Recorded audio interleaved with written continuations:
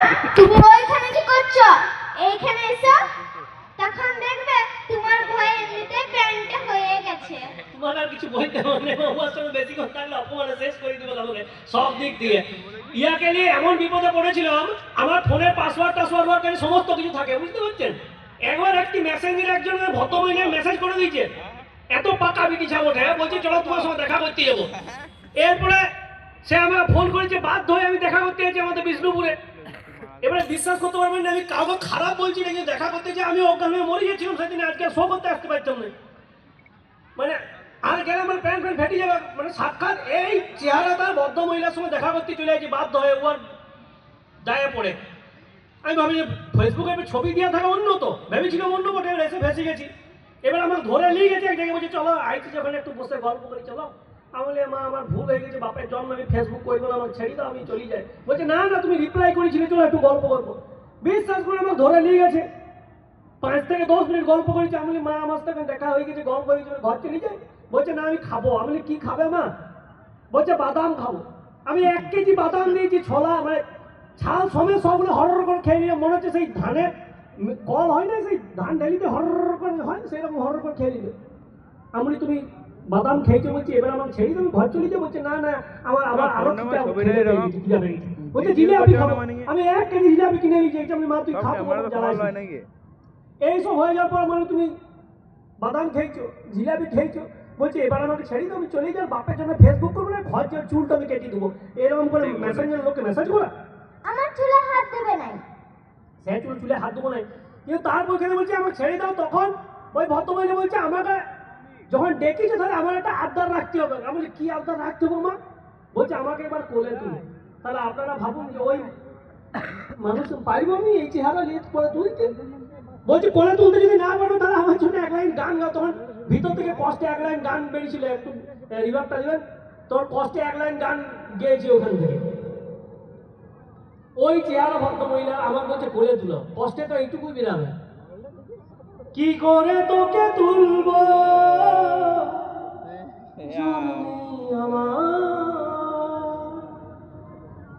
তুলতে গিয়ে ভাঙবে এই গানটা কথা ছিল রে। উঠোনে শ্যাওলা ছিল, তোকে তুলতে গেলাম, হড়কে গেলাম। কি করে তোকে তুলবো জুড়ে আমার। Thank you. তো তারপর থেকে বিশ্বাস করুন, মেসেজ করা দূরে কথা, আমি ফোনের দিকে মেসেঞ্জার অ্যাপটা ডিলিট করে দিয়েছি। তবে এই যে ও আমাকে এসে থেকে অপমান করছে, পাকা পাকা কথা বলছে, হ্যাঁ মানে এবারে কি বলুন তো, কেন এরকম পাকাটা হবে না? ফ্যাক্টরি যেমন হবে প্রোডাক্ট তো সেরকম হবে। তা যেমন তার ফ্যাক্টরি বানাবার মা যেমন হবে, ছা তো সেরকম হবে। কিছুদিন আগে মানে কিছুদিন অনেকদিন আগে আমাদের সব সে টাকা পয়সা বন্ধ বন্ধ হয়ে গেল, হাবি জাবি উঠাসেরা হয়ে গেল, তখন একবার ঘটেছিল। আর কিছুদিন আগে এই যে পূজা গেল, কিছুদিন আগে দুর্গা পূজা সবাই জামা কাপড় কিনবে। এবার আমরা বাজার করতে আসবো বিষ্ণুপুরে, আমাদের গায়ে ঘর বিষ্ণুপুরের বাজার, সেখান থেকে আসছি। এবার ওর মা ঝুঁক ধরেছে, বলছে আমি নিজের পয়সাতে বাজার করবো। বলছে আমি এটিএম থেকে পয়সা তুলবো, তারপরে আমি আমার নিজের পয়সাতে জিনিস কিনবো। আরে ঠিক আছে তাই করবে। এবার সবাই মিলে আসছে, একটা এটিএম এর সামনে দাঁড়িয়েছে, ওর মা এটিএম কার্ড দিলেই চলে গেছে এটিএম এ টাকা তুলতে। এবারে 5 মিনিট যায়, 10 মিনিট যায়, 15 মিনিট যায়, আসে আর নাই। ধনুক বলে হ্যাঁ তোর মাকে কেউ কিডন্যাপ করে চলে গেল নাকি? বলছে না না কাকু কেউ লিবে না, কেউ নিয়ে গেলে ভয় আবার সে 2 দিন পরে কষ্টে ফেরত দিয়ে যাবে। ওই লিখ তো লাগবে মাকে কেউ কিডন্যাপ করে। যে দেখছি এটিএম এর ঘরটার ভিতরে চুপচাপ দাঁড়িয়ে আছে। আমি ধুমধাম করে আমি হ্যাঁ বৌদি বলছি টাকা বেরায় না নাকি? বলছে না গো টাকা বেরাচ্ছে না। আমি পয়সা আছে মেশিনটি? বলি দাদা পয়সা আছে, বেরাচ্ছে না কেন বুঝতে লাগছে। বলি কেন তুমি কার্ডটা দাও নি নাকি? বলছে হ্যাঁ আমি কার্ডটা দিয়েছিলাম। আমি তারপরে বলছে তারপর লেখা হলে এন্টার ইওর পিন। আমি তো বলছি আমি মাথার পিনটা খুলে গুঁজিয়ে দিয়েছি, পয়সা তো বেরাচ্ছে না।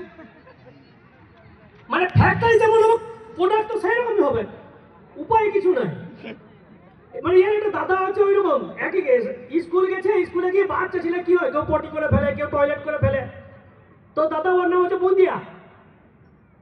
সে পটি করে ফেলেছে, স্যার ধরিছে, বলছে বাবা তুই যে স্কুলে এসব করে দিয়েছু উল্টো পাল্টা কাজ, তোকে ফাইন দিতে হবে। বলছে স্যার কত? বলছে 50 টাকা। বলছে কেন? বলছে 30 টাকা পটি করার জন্য, 20 টাকা হচ্ছে টয়লেট করে দেওয়ার জন্য। ও পকেট থেকে 55 টাকা বের করে স্যারের হাতে ধরিয়ে দিয়েছে, বলছে স্যার বলছে তুই 5 টাকা বেশি দিলি কেন? বলছে স্যার ঠাকুরের মন্দির মিথ্যা কথা বলবো না, একটা গ্যাসও ছেড়েছিলাম। আর একটা ছোট ইয়ে দিয়ে আমাদের অনুষ্ঠান ইয়ে করবো। এই যে আমাকে অপমান করছো তুমি, ও যে স্কুলে যে পরীক্ষাতে যে কি রেখে আসে, তা সেগুলো এবার ইয়েদের সামনে বললে তোরা লজ্জার মুখটা থাকবে, চুনকানি পড়ে যাবে তো। না কাকু, বলো না বলো না বলো বলো না। না কি, দেখুন স্কুলে যে ওর ভাগ্য ভালো নয়, ওর থেকে ওর বাবার ভাগ্য ভালো, ওর কাকার ভাগ্য ভালো যে এখনো ওকে স্কুলে যেতে দেয়। আমাদের দেখতেন পরীক্ষাতে রচনা আসতে নয় যে বিজ্ঞান আশীর্বাদ না অভিশাপ বাংলা পরীক্ষাতে, বা গ্লোবাল ওয়ার্মিং, এবার ওগুলো সব কঠিন বলে। আর একটা কমন রচনা আসতে দেখতেন আমাদের সবাই মুখস্থ যে গরুর রচনা, বিরাট সোজা, কারণ আমরা দিন রাত দেখছি রাস্তাঘাটে আরামসে লিখে দেবো। যদি পরীক্ষা হলে জানলা দিকে দেখতে পাও তাই দেখে দেখে লিখে দেবো, গরুটা দেখে দেখে লিখে দিতে পারবো।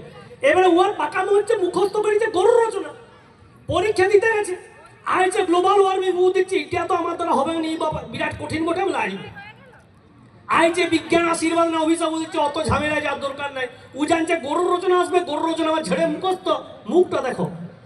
এবার দেখছে গরুর জায়গায় বাবা চলে আইছে, মুখস্থ তো গরুর রচনা করবে কি, গ্লোবাল ওয়ার্মিং তো গরুকে ঢুকাতে লাগবে।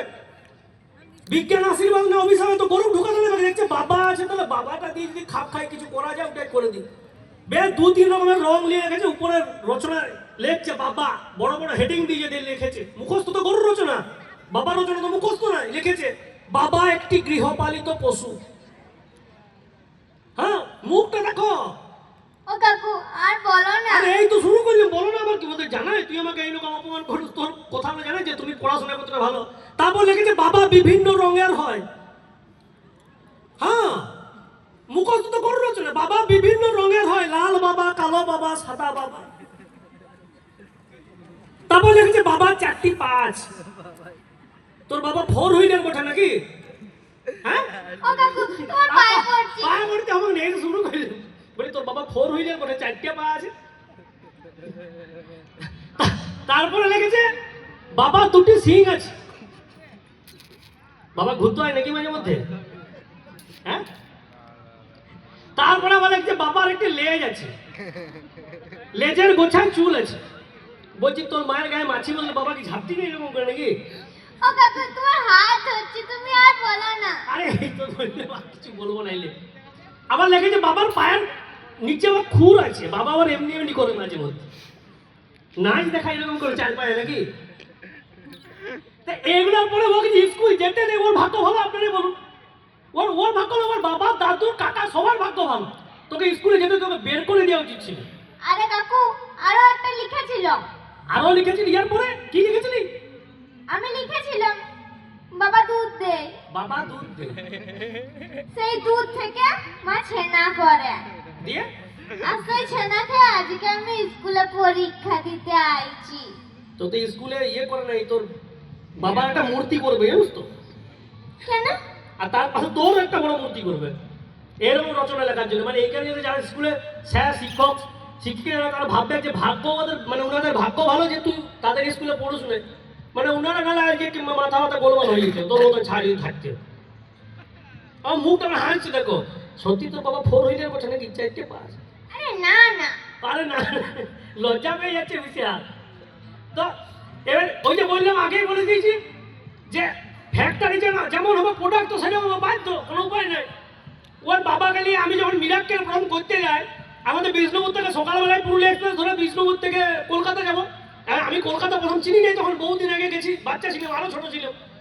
তো এবারে ওর বাবার ভাব মানে কি বলুন তো, মানে থাকে না সব পাড়ায় একজন করে দেবেন, পড়াশোনা যায় এর ভাবটা 16 আনা। ধরুন না পড়তে ঠিক মতো পারে না, কিন্তু ইংলিশ পেপার কিন্তু কিনতে হবে, লোককে দেখাতে হবে যে বাবা আমি ইংলিশ পেপার ছাড়া পড়ি নাই। আনন্দবাজার বর্তমান ওগুলো আবার কে পড়ে? আমি স্টেটসম্যান টেলিগ্রাফ এইসব ছাড়া আমি কিছু পড়িনি। তো এবারে বিষ্ণুপুর স্টেশনে ট্রেন ধরবো বলে দাঁড়িয়ে আছি। এবার আমার বিরক্ত লাগে কখন ট্রেন আসবে, আমাকে মিরাক্কেল ওখান থেকে ডেকেছে।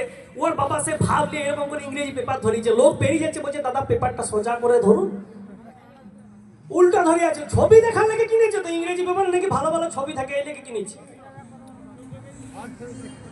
এবারে 10-15 মিনিট হয়ে গেছে, আমি যে বললাম হ্যাঁ দাদা, বলছি হাওড়া যাওয়ার ট্রেনটা কখন আসবে রে?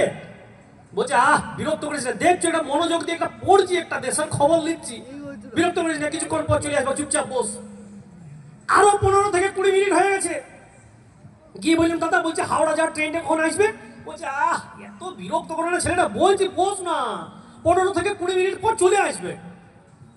আমি ঠিক আছে বসলাম, বিরাট মনোযোগ দিয়ে পেপার পড়ছে। আরো 20 মিনিট পর যে বলি, হ্যাঁ দাদা হাওড়া যাওয়ার ট্রেনটা আসবে না, ঘর পালাবো।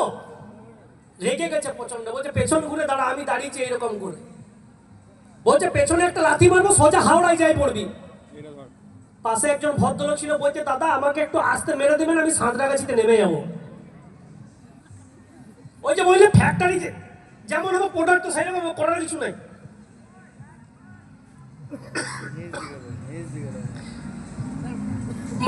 বাবা মা সবাই এ টু জেড।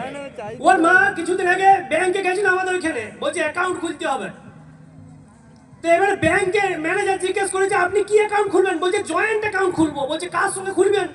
বলছে আপনাদের ব্যাংকে যা সবচেয়ে বেশি ব্যালেন্স আছে তার সঙ্গে আমার জয়েন্ট অ্যাকাউন্ট খুলে দেন। আর তারপরে একটা মুদিখানার দোকানে গেছে, গিয়ে বলছে কালো জিরা কত করে? বলছে 20 টাকা সব। বলছে বাবারে কালো তাতে এত দাম, ফর্সা হলে দামও বেশি দাম হচ্ছে। হ্যাঁ, অদ্ভুত অদ্ভুত প্রশ্ন। তো এখনো অনেক অনুষ্ঠান বাকি আছে। আমাদের অনুষ্ঠান আমরা অনেকক্ষণ সময় কাটালাম আপনাদের সঙ্গে। যাওয়ার আগে আমাদের তরফ থেকে 2 লাইন একটু গান গেয়ে, আমি খুব বাজে গাই, তাও রিকোয়েস্ট করবো একটু কষ্ট করে শুনে নেওয়ার জন্য। তারপরে গানের অনুষ্ঠান আছে, সাবনিদা আছে, অর্পিতা দি আছে, এখনো প্রচুর অনুষ্ঠান আছে। জয়পুর পর্যটন উৎসবের মানে দারুণ তাদের আয়োজন। তাদের একবার কমিটি সবার জন্য একটা জোরে হাততালি চাইবো আপনাদের তরফ থেকে। থ্যাংক ইউ এত সুন্দর আয়োজন করার জন্য। যাওয়ার আগে আমাদের দুজনের তরফ থেকে, কাকা ভাইজির তরফ থেকে, জয়পুরবাসীর জন্য, জয়পুর পর্যটন উৎসবের আগত সমস্ত দর্শনার্থীদের জন্য আমাদের তরফ থেকে 2 লাইন একটু রিভাবটা দেবেন। ভালো আছি ভালো থেকো, আকাশের ঠিকানায় চিঠি লিখো। ভালো আছি ভালো থেকো, আকাশের ঠিকানায় চিঠি লিখো। দিও তোমার মালা খানি গো, দিও তোমার মালা খানি।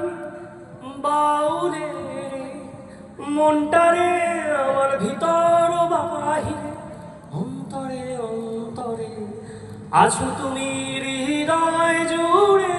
আমার ভিতর বাহিরে, অন্তরে অন্তরে থাকবে জয়পুর পর্যটন উৎসব হৃদয় জুড়ে। জোরে হাততালি তন্ময়ের জন্য থ্যাংক ইউ ধনুর জন্য। Thank you. জয়পুর পর্যটন উৎসব কমিটির পক্ষ থেকে আমার ভাই তন্ময় ব্যানার্জি এবং ধনু, খুব সুন্দর করেছো। তোমাদেরকে অসংখ্য অসংখ্য ধন্যবাদ, শুভেচ্ছা, ভালোবাসা। অনেক অনেক বড় হও।